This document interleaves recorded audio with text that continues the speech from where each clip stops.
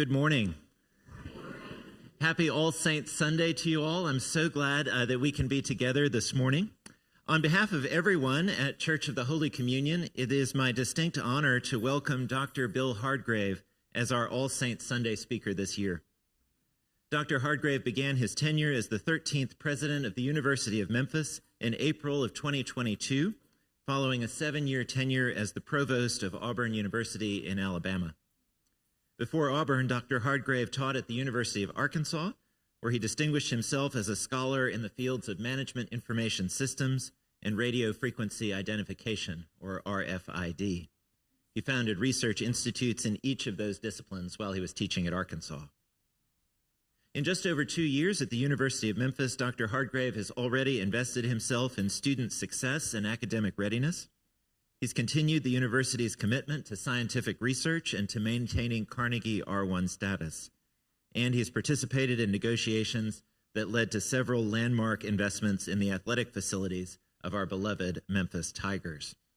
I resisted the urge to wear my tail this morning. Less visibly, Dr. Hardgrave has also extended hospitality to leaders from all sectors of the Memphis community, forging relationships between us that have led to partnerships and have benefited us all. I'm honored to have received Dr. Hardgrave's hospitality on several occasions, and I'm exceedingly grateful both for his kindness and for his community-mindedness.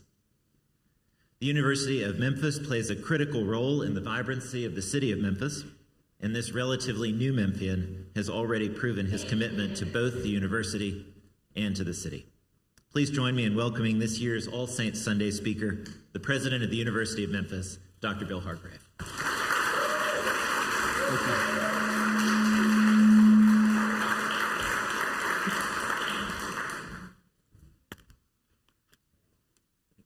We're ready to get started? All right. Good morning, everyone. Well, first of all, thank you for having me today. I am delighted to be here, and thank you all for coming out this morning.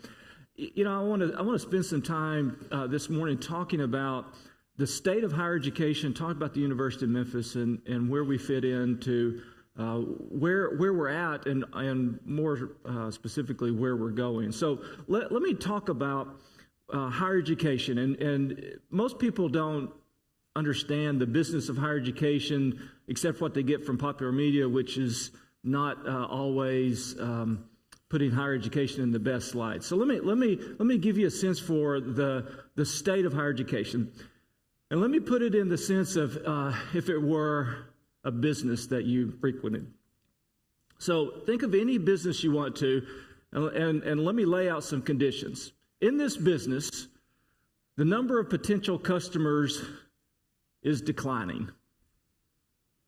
And the customer population that is out there doesn't really think that your product is that good. And you keep raising your prices. Now, if you think about those three things, for any business, how long would you be in business? Your customer base is shrinking, your customers don't really like your product, and you keep raising your prices. It's not a recipe for great success, is it? Unfortunately, that kind of describes higher education very simply. The pool of potential customers, students, is shrinking. A few years ago, for the first time in history, more than 50% of the people surveyed, prospective students and parents, felt like college was not worth the price. Yet we continue to raise our prices as an industry and have done so for the last 20 plus years. So we find ourselves in a situation then where over the past 10 years, the number of students that have went to college have declined by 14%. That has resulted, by the way, in a closing of universities. Now, if I were to ask you to guess how many universities there are in the U.S., what would be your guess? How many universities do you think we have in the U.S.? 1,273. That's a really specific guess. but you're low. We have 4,724. We did have 4,724. 726 of those have closed over the past 10 years. That rate will accelerate in the next 10 years. We are closing universities at the rate of about one per week now. Now, why is that happening? It's happening for two reasons. First of all, our population has been shrinking a bit, and it's getting ready to shrink considerably. So, over the next 3 to 4 years, starting in 2025, we're going to see a 10 to 15% decline in 18-year-olds in this country. Now, if you think about and you ask yourself, why do we have a decline of 18-year-olds in 2025? Well, you take 2025 and you subtract 18, what do you get? 2007, and then 2008, and 2009. What happened in 2007, 8, and 9? Great Recession, people stopped having children. 18 years later, now we pay the penalty or the price for not having children 18 years ago. Now, in the higher education space, that's our customer base, right? So we're going to see our customer base shrink 10 to 15% over the next 3 to 4 years. Now, so the pie, if you will, is shrinking. The other thing that's happening is fewer students are going to college. So not only is the pie shrinking, but the piece of pie is shrinking. In the state of Tennessee, over the last 5 years, we have went from 63% of high school graduates going to college to 52%. So the pie is shrinking, the piece of pie is shrinking, and that's just not here. That's all across the country. And in some parts of the country, it's even getting worse. So now you see why, when you put those conditions that I started with, why we're seeing an average of one university per week starting to close, and with accelerating over the next several years. Now, if you play this out, by the way, and I put it in the context of university, but if you think about from a population perspective and a workforce perspective of having 10 to 15% fewer 18-year-olds over the next 3 years, that's just not higher education's issue. That's everybody's issue, right? Now, to extend that out a little bit, and after about 3 years, it'll level off just a little bit, and then it starts a steady decline. A few years ago in this country, we actually dropped below the sustainable birth rate, which means at the rate we're going, in 2060 in this country, we will hit our peak size, and then we will start declining as a nation. China, for example, started their decline in 2022. They hit their peak in 2022.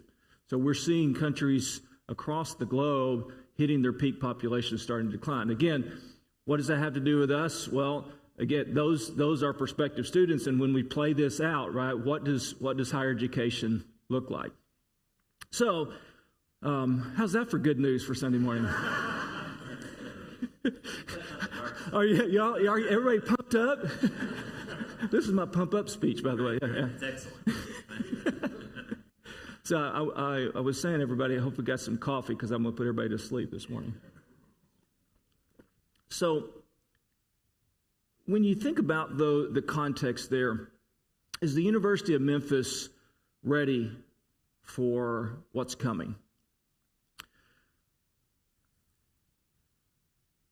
Not yet.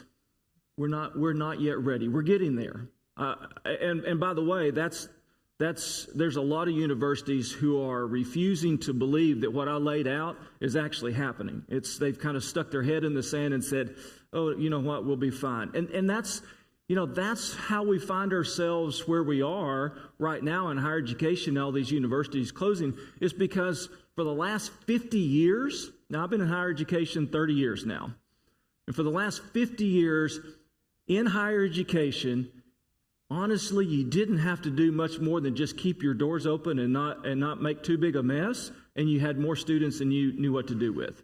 Because the students, up until the last 10 years, it just kept growing, right? Post-World War II, those going to college, it just kept growing and growing, and universities proliferated.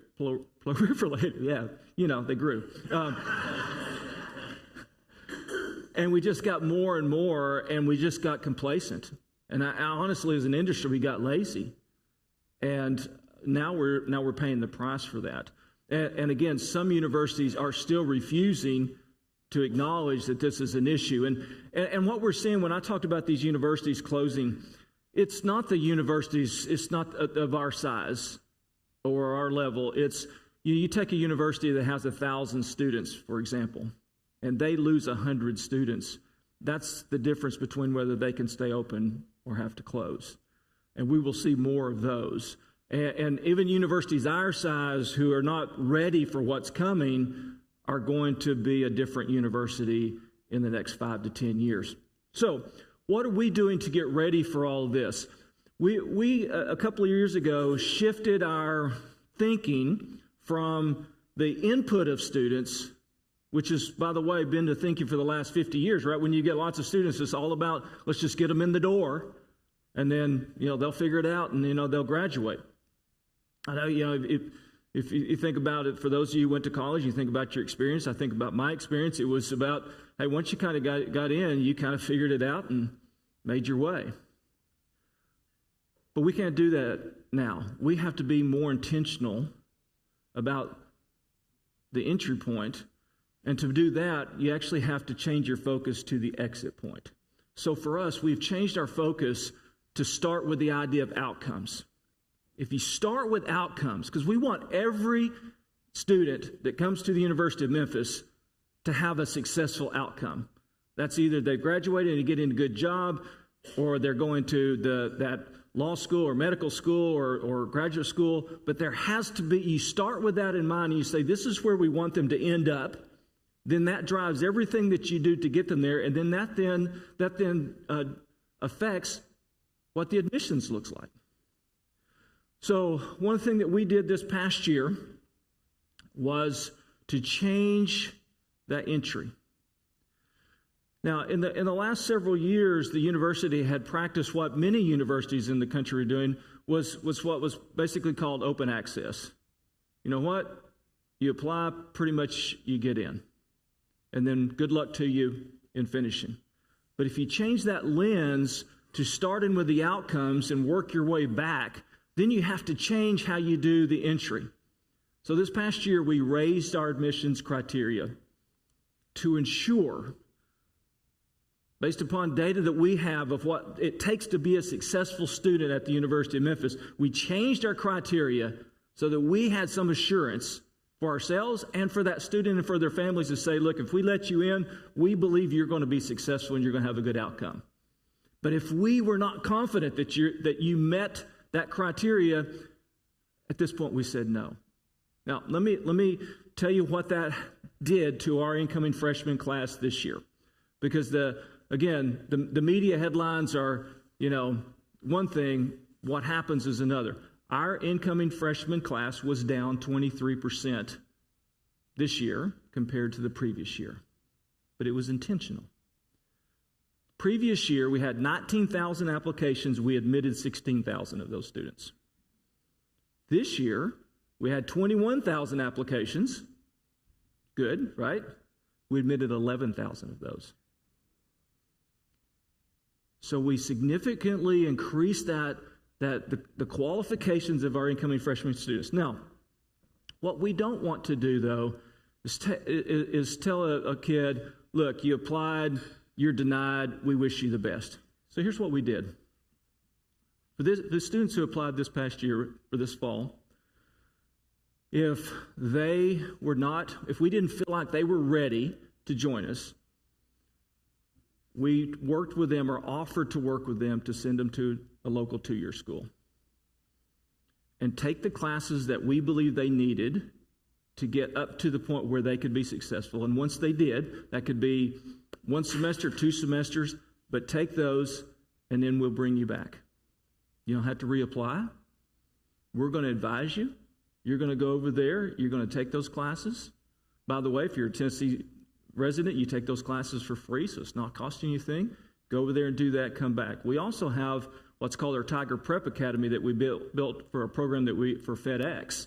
We have a great program for FedEx where their hourly workers who don't have a college degree can go through our programs. So we use this Tiger Prep Academy. We had a couple of hundred of those students go through that. Again, what we're trying to do is ensure that when a kid comes in, that they're going to be successful. So we were intentional about changing that. Now, did it hurt our enrollment? Absolutely it did. But we had to do that because that's, in the long term, the better decision than just letting somebody in and then that student fell out after a year. Because I can tell you, if you let somebody in and they fell out after that first semester, that first year, no one wins. No one wins. As a university, we don't win.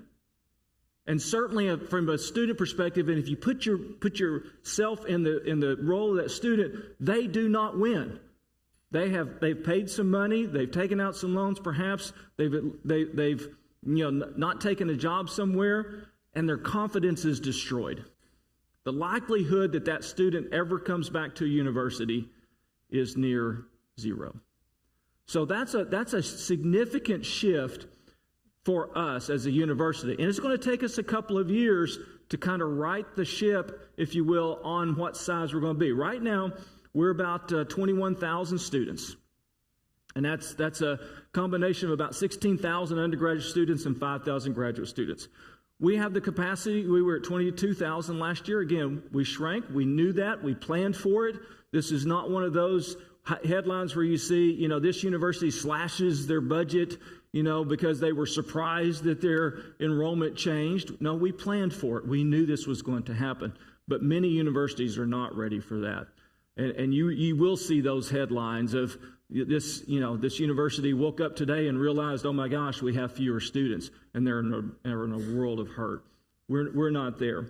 And so in shaping this class and making sure that the students that we bring in are successful, we want to do a couple of things. First of all, the University of Memphis, 1912, founded to serve this community, started as a teacher prep academy, continues to serve this community. 60% of our students come from the Memphis-Shelby County area. More than 80% come from the state of Tennessee. I'm proud of both those numbers, but here's the problem with both of those numbers. Again, let's go back and look at it from a business sense. Although I've been in the academy for a long time, I'm a business guy, and that's my background. I still work with industry, sit on boards, so I look at it through a business lens. If 60% of your business is with one customer, and that customer declines, you're hurting as a business, aren't you? That's kind of where we find ourselves. We were so dependent upon the city and the county for our student population that when that population starts shrinking, it hurts us, right? I mean, it cuts down those potential customers. So one of the things that we have to do, we're going to be very intentional about, is we need to be more national. Now, that doesn't mean you don't keep paying attention to your local and state. We continue to serve those. In fact, my argument, and I've made this argument to the governor and the mayor and others and our legislators, when we bring in a student from out of state, we actually help the community and we help the state. 90% of the students that we bring in from out of state stay in the area. 90%. So now go back to my opening thoughts about we have a declining population. States are going to be fighting over population. How is one way that we can help with that as a university? Every one of those out-of-state students is a brain gain, right? Because every student, by the way, that leaves our state to go somewhere else, that's a brain drain. Because the chances are that they don't come back. They stay. So we need to be more national. Now, there's a couple of things that are working in our favor there. As Reverend Webb was saying, we are an R1 institution, a Carnegie Research 1. Now, that may not mean anything to anybody, but let me put it in context. 2 years ago, we became classified as a Research 1 university, which puts us among the top 150 schools in the country in research. The other thing that does is a lot of the federal funding is only unlocked when you're recognized as a Research 1 university. If you're not a Research 1, you have to be a subcontractor, a sub, and you never get the big grants. In the 2-year period that we've been at Carnegie R1, our research has doubled. We did over $100 million in research at this campus last year, which is absolutely phenomenal. That's R&D, that's money that it brings to the state that we did not have. It sets us up for big companies to come in because we have the R&D capabilities. I'm excited about what's going on with XAI and the things that could bring in. Even with the work that Ford is doing, we're grateful for the jobs that will bring to the area. But what we're trying to position ourselves is with Ford, bring your R&D to this area.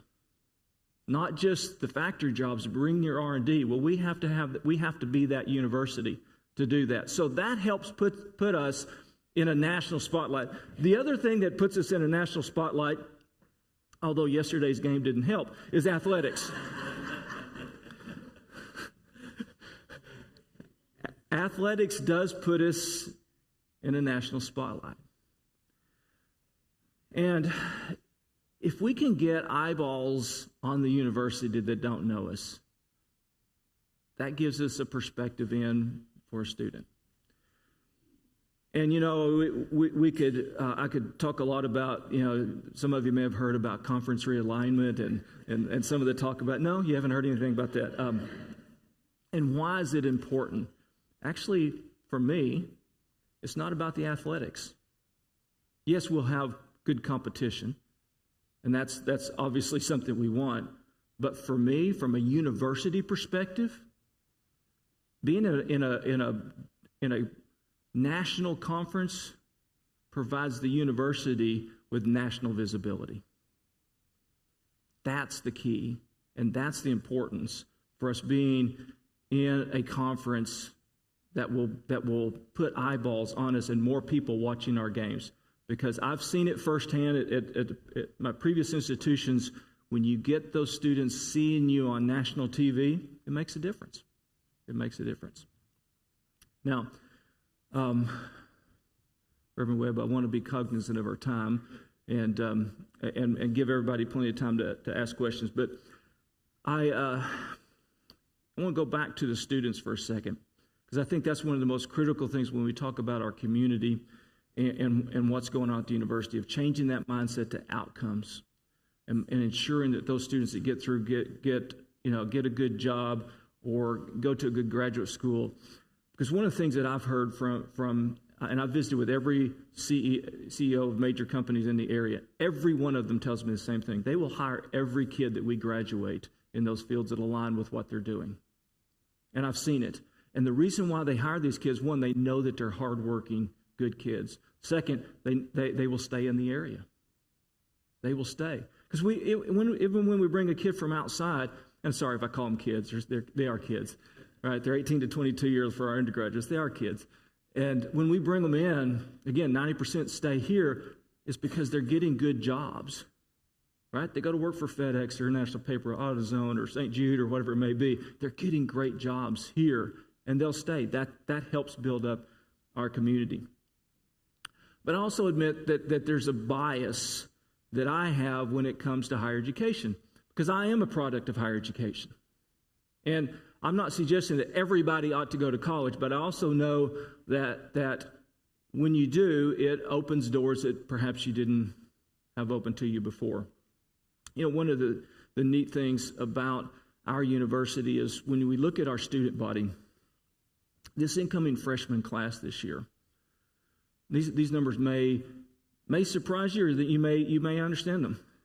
52% of our incoming freshman class this year is first-generation student, which means they're the first in their family to go to college. 52%. 65% of our students are what we call Pell eligible, which means they live below the poverty line. Now, if you think about that, we actually serve a very vulnerable population. Half come from a family that nobody went to college, and 2/3 live below the poverty line. Now, when we graduate that student, it changes their lives. It changes their family lives. And it becomes a generational change. So when we have our graduation in the FedEx Forum, for the universities across the country, the average number of guests that a college graduate brings to their graduation is 6 people. Our students bring more than 20. Why? Because it's changed their family, right? First in the family, graduate. It's changed their lives. It changes their children's lives, and so forth. Now, I say this from experience. Honestly, I should not be up here talking to you today. I am a statistical anomaly. Do you know what the probability is that I would be up here talking to you today as a president of the University of Memphis? Point and put 8 ones, 0, 0, 0, 0, 0, 0, 0, 0. If I count my zeros, 1 probability that I would be here today. Why is that? So I grew up just down the road in Arkansas, about 3 hours down Interstate 40 in the Arkansas River Valley. I'm the first person in my family to graduate high school on either side, as far back as my family could trace. I had 2 older sisters and an older brother who did not graduate high school. The plan for us, all of us, my mom and dad went through the 8th grade, and for my 2 older sisters, older brother, for myself, and my younger brother, the expectation was stay in school until you're 16. And that's what my sisters did. That's what my older brother did. My younger brother did graduate high school. He did not go to college. Well, I broke the mold. I graduated high school. And I'll make a long story short, thanks to basketball, I got to college. And I'm not sure without playing basketball, I would have went to college. But that's what got me to college. It's not what kept me in college, by the way, because I figured out very quickly I wasn't going to make a living playing basketball. So I majored in computer science, started a couple of software companies way back in the day. And then, really by the grace of God, just people were put in my path that would say, because I had no idea, at the time when I got my undergraduate degree, I had no idea what that meant, right? I couldn't look to my family and get help. By the way, my high school graduating class had 23 people in it. 3 of those people went to college. So I didn't have a circle around, a family or a friend circle around me that could help me navigate that. That's very much the same way that our students are today. When you think about half of them coming from a first-generation home, their families can't help them, and their friend set is very similar, so they don't have that help. So when people ask me why I get passionate about getting young people through the system and focusing on outcomes, I know it changes their lives. My wife is also a first-generation college student. She's from Springfield, Missouri. I met her when I was working on one of my software startup companies. We've been married 37 years, and she would be here today, but she has heard me talk so many times she just couldn't bear one more. So,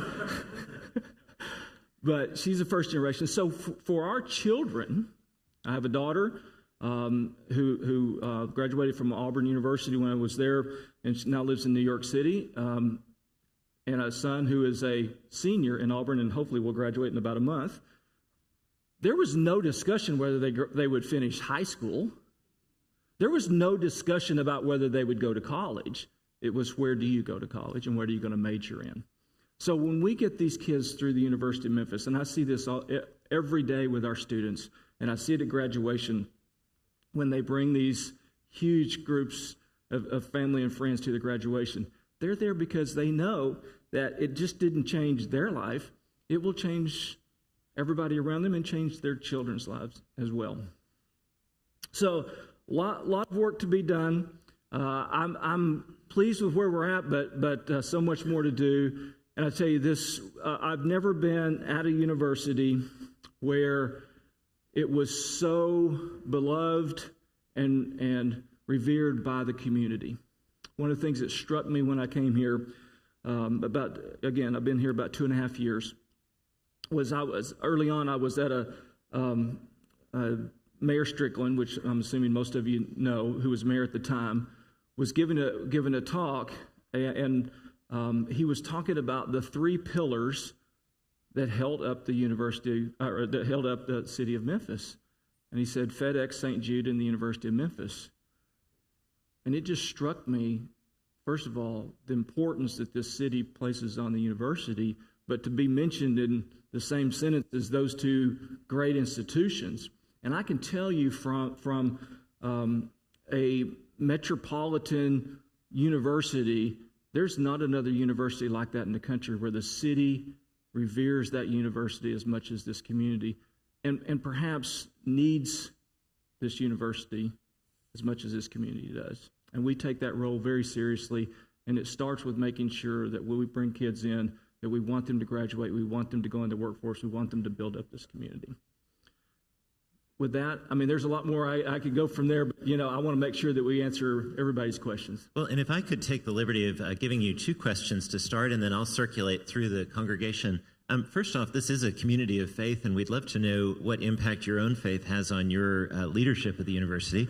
And also, as I look around the room, we have a handful of teenagers here, and perhaps less visibly, a handful of teenager parents here who are approaching the college selection application process and hearing you say, okay, the total number of admissions is down. That means that the likelihood of getting in may be statistically smaller. What encouragement would you have for them as they approach that important process? And then I'll circulate for further questions. So, from the faith side, one of the things that I try to do really on a daily basis is to lead by example. I consider myself a servant leader. Every day I make sure that I put others out in front, that I try to help others be successful. And when I go around and visit with academic departments or units, the one thing I always end every meeting with was, look, my job ultimately is to do two things for them: to clear the hurdles that get in the way they're doing the job, and to get the resources that they need to do their job. And if I can do those two things, we have great people. We have 4,300 faculty and staff who are going to do amazing things. If I can just clear that out of the way, because it's not about me, absolutely not about me, and it's about what we can do and how I can help them. And I try to exemplify that in the work that I do. The other thing that I try to do, and this is, I have to tell you just a little side story, because again, I shared with you a little bit of my background, and I noticed some of you nodding off, so you may have missed part of that story. But I really, with my background, I had no idea why I was, honestly, why to get a master's degree, why to get a PhD. I mean, I had no idea what those were. I mean, I literally, God was putting people in my path to say, hey, you know what, you ought to do this. And I was naive enough to go, oh, yeah, okay, let's do that. I mean, it's like getting a PhD. I had somebody, a faculty member. I was exiting out of one of the software companies. I was getting a master's degree because IBM wanted to hire me. And I was teaching a class, and one of the faculty members there said, you're pretty good at this. You ought to get a PhD. And I said, oh, what is that? And then what do I need to do? I mean, I was that naive, right? But it was people putting in my path. And so honestly, I knew there was a reason, but I didn't know what that reason was. I just kind of followed by faith that this was happening because God has a plan. So when I took my first job, I got my PhD at Oklahoma State, and my first job was at the University of Arkansas. And literally I was thinking, why am I here? And what am I supposed to be doing? So this was the first week as a brand new assistant professor at the University of Arkansas. We had a new dean at the time. It was just who had hired me, and he was just coming in. And he held a town hall meeting, and he was allowing for Q&A from this town hall. And he said, at the end of this town hall, he said, okay, one last question. There was a young lady, I remember it as vivid as it was yesterday. The young lady said, Dean Williams, and I think she was trying to trip him up or a little bit, and she said, what's the meaning of life? And without hesitation, he said, to make a difference. And I thought, oh, okay. I mean, have you ever had those moments where it's like, the light just kind of went on, and I thought, that's it. That's That's why I'm here. That's why I'm in this path. Now, I don't know, who I'm going to make a difference for or how I can make a difference, but I can tell you that one question and that one thought kind of has carried me throughout my career. And if you think about the opportunity to make a difference, as a professor, I could make a difference to the students I was teaching. As running these research centers, make a difference to those students and then the companies we were working with. Then when I became dean, right, and then provost and then president, each time that field gets a little broader about where the difference can be made. Now, that was the first part of the question. The second part was advice or the impact on the students, right? Yeah, to these teenagers and their parents who are approaching the college application process, seeing the number of universities get smaller and the number of seats get smaller and what the impact is for them. What advice and encouragement you have? Well, so I would actually flip that around a little bit.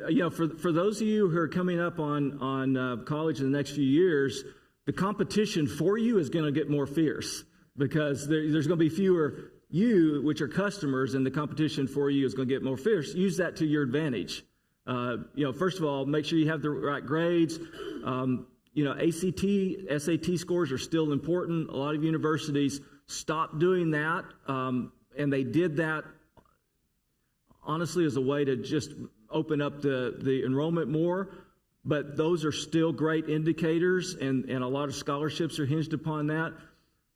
Find out, the universities that you're interested in. Obviously, go visit them, look at them. And here's just a couple of broad pieces of advice I'd give you. For whether you're parents of teenagers who are coming up or a couple of the teenagers in the room. So first of all, on the mom and dads, I know you may want your kids to major in X and go to Y school. You kids have to make that call, and at least to some extent, because the 18 to 22-year-old time is the most formative time for a young adult, and if you can find them a good university that has a broad array of programs, they'll figure out what they want to major in. And most students, when they're graduating high school, they really don't know what they want to major in. They may have been listening to you and they may want to follow, I heard about accounting or law, but they'll have to figure that out, because the last thing you want as parents is students going into some area where they're going to be miserable and they don't like it, and they're only going down that path to make you happy. That's not going to make them happy long term. But if the university is focused on outcomes, like we are, then you can be rest assured that when they choose something, it's going to lead to that good outcome. Thank you so much. What other questions do we have or comments? If I could ask everyone, please, to say their name when they speak. We're glad you're here. Thank you. Which college within the university has suffered the most drastic impact of declining enrollment?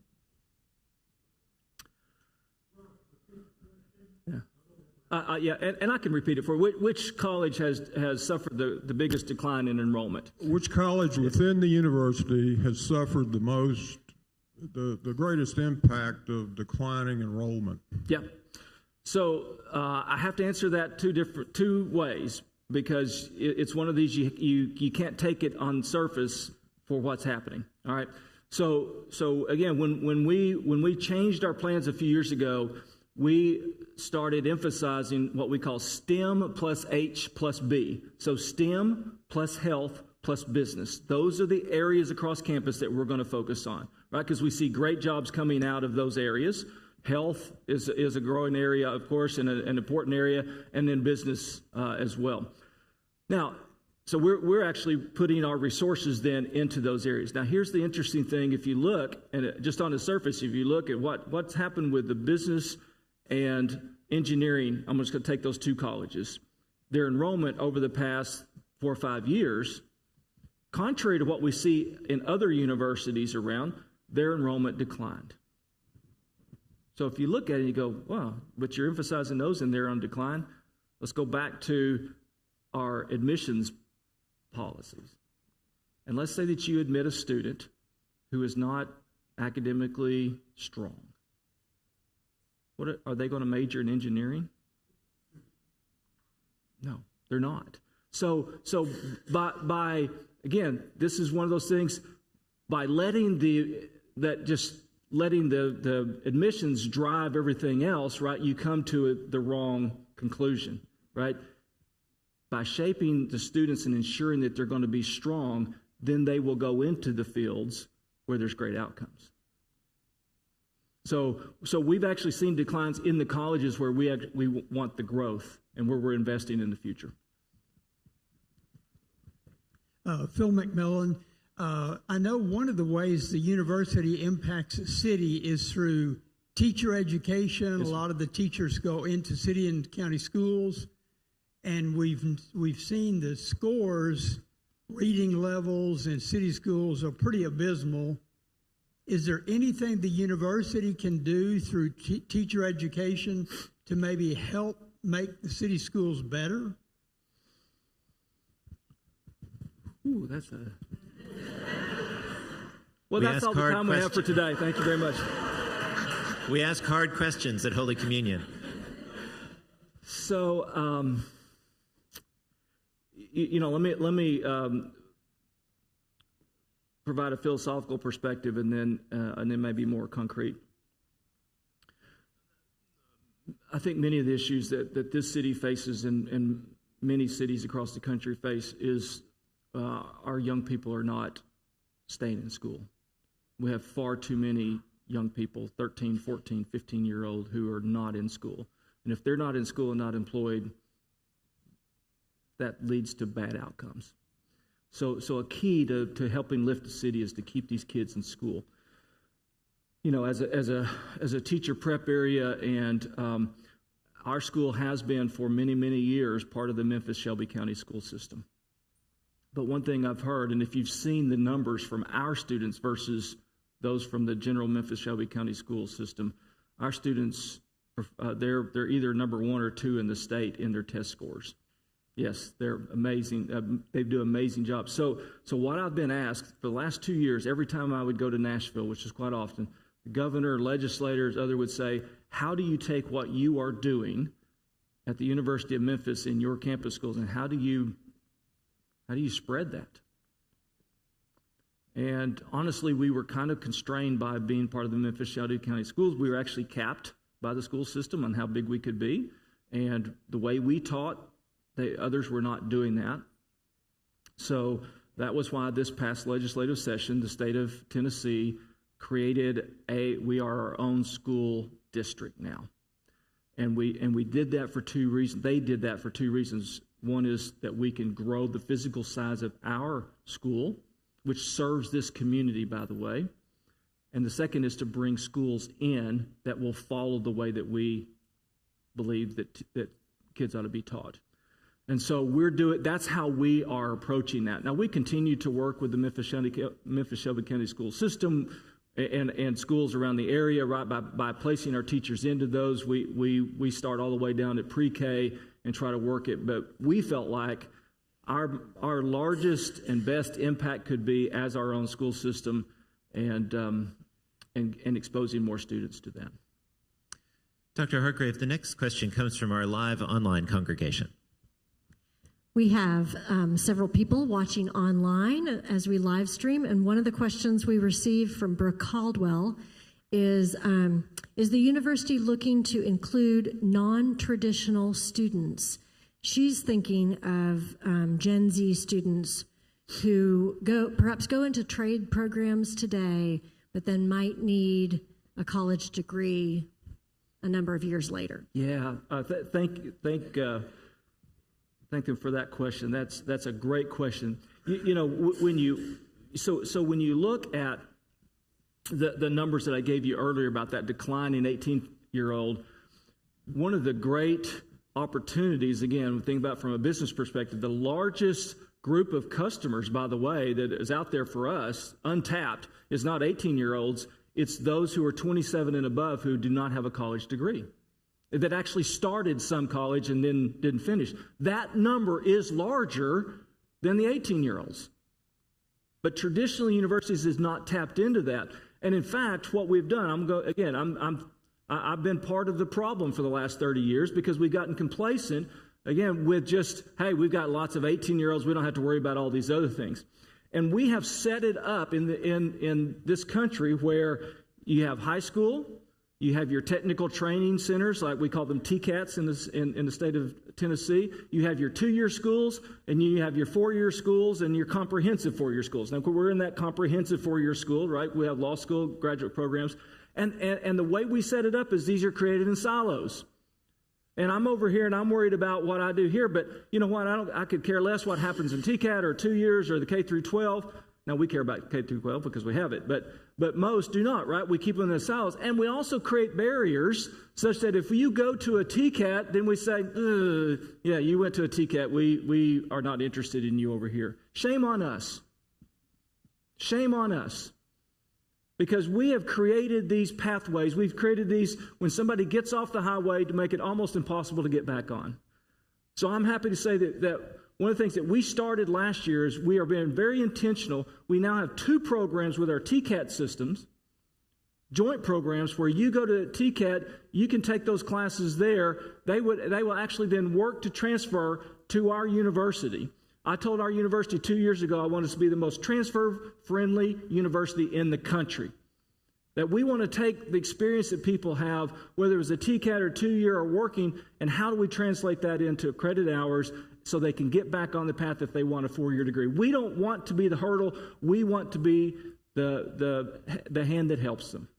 And so it's a great question because it's often overlooked and it's really hard, but we're starting to try to break that down. And working with our 2 years, is sending those students there and getting them back. But there's a lot of work that we can do there. And, it's one of those things that you often hear about students, or some of you may have experienced that. I experienced it because I transferred to a couple of times. My daughter transferred. She started at one place and transferred to another, and she lost hours. And you know who determines what hours transfer? It's not the federal government, it's not the state government, it's the institution. And we would selfishly say, you know what, you were there for a year, you know what, we're only going to transfer a handful of those. Why? Because we want you to take them here because we're going to get more money from it. It's not right. So we've stopped doing that. My name's Erin Mari, and I'm a junior at White Station High School. Awesome. As someone who's starting to think about where she wants to go to college, what are important factors to remember when, with the changes in the population of people my age and the application process? What are important things to remember? So, first of all, many institutions now use what's called the Common App. So, use the Common App to apply, and you'll find that there's lots of institutions. And don't be afraid to apply to multiple institutions. Now, ultimately, we want you to choose the University of Memphis, but you can look at other places. But it is a great way to explore what's out there. And if you have an inkling for what you might want to do, then look at those universities that have that major, right? So maybe you're thinking about, I might want to be a nurse or something in the health field. Well, look to see what that university has. Go visit, take a look at what it is. Ask them what their outcomes are. Ask them what happens when you go through this major and you graduate. How many are getting jobs? What are their salaries? And where are they going? That's an important thing for you and your parents to understand what happens when you get through there. But look for that. Look for a major. You got to pick a major. In my opinion, you've got to pick a major comprehensive university that's going to give you enough flexibility that when you do go in, and even if you say, you know what, I'm really focused, I want to be a nurse, but you get in, and after a couple of years, you go, you know what, that's not what I want to do. Well, you need to be at a place that's flexible enough to offer you the other majors and other choices, maybe within that realm, or something completely different, where if it's a very limited set of majors, then you're kind of locked into either those majors or having to transfer, which is not the end of the world, but you need to have lots of flexibility.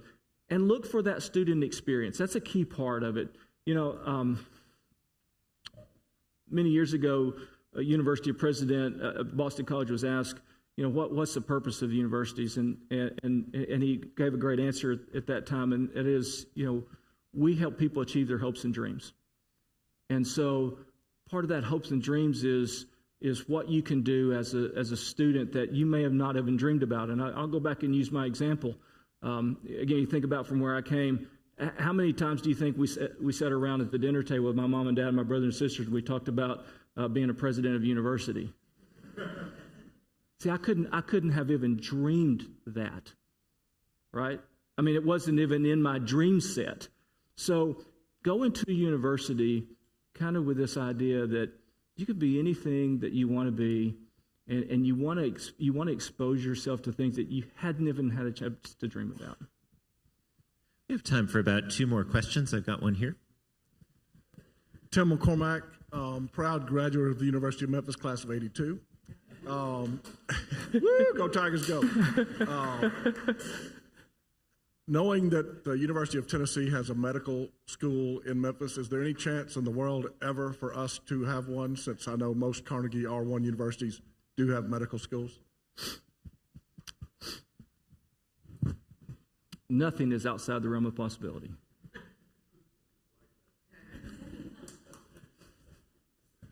But by the way, I will say, we have our Lambeth campus.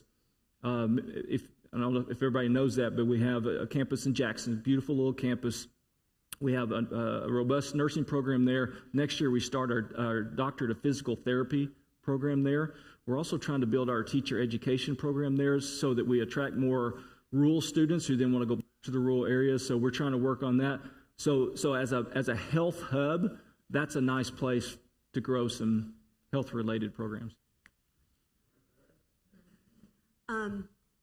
Here at Holy Communion, food insecurity is a major concern for us and for the community, and we have a very large food ministry where we work to feed the food insecure. What are you doing on campus? Because you've talked about the income level of your students to ensure that you don't have food insecurity on the campus of U of M. Yeah, so our food pantry, I forget exactly what we call it on campus, is heavily utilized, as you might suspect. And what we've tried to do for the students, students are embarrassed, right? So I think our folks have done a great job of making food available to them in ways where it doesn't embarrass them by, somebody saw you going into the food pantry, right? I mean, because students, they just get so self-conscious about that. So I think our folks have done a great job. I don't have those numbers off the top of my head, but as you might suspect, the numbers are very large. Yes, very much so. I mean, that. We work and provide meals to Barth House. Okay. If students come into Barth House, they have meals that we provide to them that are available. Yeah. That's part of having the student population we do. Food insecurity is one. And just somewhat related to that, just recently we had, I forget the name of it, but anyway, it was where we got donations of business clothing, right? And I think we had something like 900 students the first day come in and getting suits and dresses and those types, because they didn't have that, right? It goes hand in glove with what you're talking about with the food insecurity. Many of our students just have never. One, they don't have the food sources that they need, and they don't have the clothing sources that they need. So we have to try to address both those. My name's Donnie Simmons. I'm the product of a single-parent home. Yeah. Not here. I graduated in Florida. My mother was not able to assist with college costs, and at the time, I was unable to get assistance with college costs. As a parent of 2 teenagers who see the world we live in that is becoming extremely more expensive, especially starting off in life, your percentage of freshmen went down. I was aware of that. I was also aware that the entry level had gone up for freshmen. The cost, as you say, continued to go up. What is available to help and make education still reasonable for people who are trying to start off? Yeah, first of all, our tuition right now, and we did raise our tuition, I think, around 2.8% this past year, well below the inflation rate, right, that we're seeing. We're not immune to everything else getting expensive, and as much as we hated to do it. I will say that our tuition here, we're about $10,000 a year, which is an incredibly low amount, given what you can get for an R1 institution, that may be the lowest in the country. I haven't done the analysis, but it's incredibly low. We try to hold those costs. Every student, first of all, if you're a certain level and you're Pell eligible, you get some of those Pell dollars, which, by the way, have not went up for a long time. I think that's something that I hope that we can look at on a federal level to increase some of those dollars. But there's a lot of assistance from the university, from scholarships, and from companies who provide an avenue to get there. I'd say to any student, work with that student financial aid officer there and explore every option. And that's one of the things that a first-generation student doesn't understand or doesn't know what to do, right? They don't know to call the student financial aid office and first of all, get that FAFSA form filled out. And you've probably heard about the FAFSA, debacle in this country, and it affected lots of our students. Get that FAFSA filled out, explore every option, go to the university, visit with them. And there's more money out there than what most believe. We are intentionally, if you look at our strategic plan, we want fewer students to get loans, and we want the loans to go down. And the only way we do that is to help them on the front end. Dr. Hargrave, thank you so much for your time today. Thanks for having me. It's an honor to have you at Holy Communion. Thank you.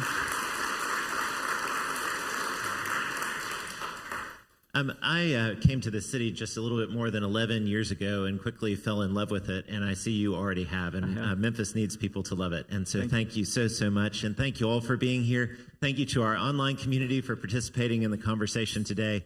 It's a great time to be at Holy Communion today and always. Church starts in about 15 minutes. Thank you very much.